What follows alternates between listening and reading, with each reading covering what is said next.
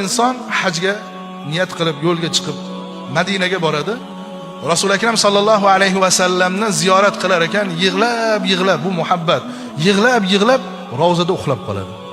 Shu orada Rasulullohni tushda ko'radi. Va Rasululloh sollallohu alayhi vasallam oldilariga o'tirganda savol berdilar: "Ya Rasululloh, qaysi salovatni aytsam siz xursand bo'lasiz?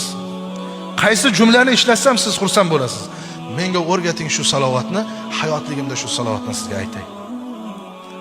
Shunda Rasululloh aytdilarki, Shomga bordilar.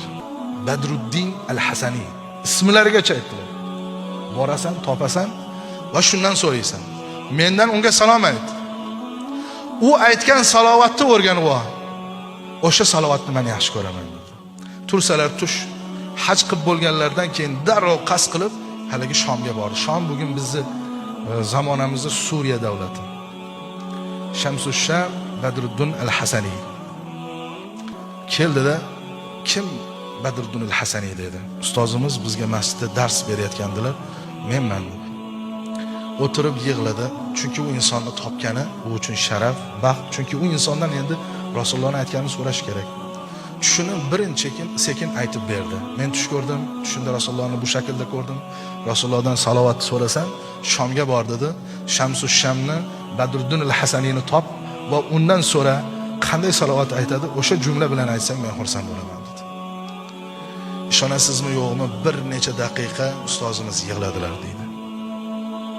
Yani tasavvur qiling, sizni bir inson tushida Rasululloh bilan ko'rishsalarda siz to'g'ringizda aytsalar, bundan ortiq baxt yo'q-ku odamga. Ustozimiz bir qancha muddat yig'lab o'tirdilarda, endi men senga o'sha doim aytib yuradigan salovatimni aytay, yozib olgin dedi-da, haligi inson darrov kissasidan qog'ozini, qalamini chiqarib yozib oldi. Bu salovat quyidagicha edi. Allohumma solli ala sayyidina Muhammad an-nabiyil ummi al-mahbubil alil qadamil azimil jah. Shu uchun azizlar, salovatimizni bugun 10 ta aytayotgan bo'lsak, ko'paytiraylik sonini. 100 ta aytayotgan bo'lsak, yana ozgina ko'paytiraylik. Kamroq telefonga qaraylik, kamroq kino ko'raylik, kamroq gaplashaylik kerak bo'lsa, salovat sonini ko'paytiraylik.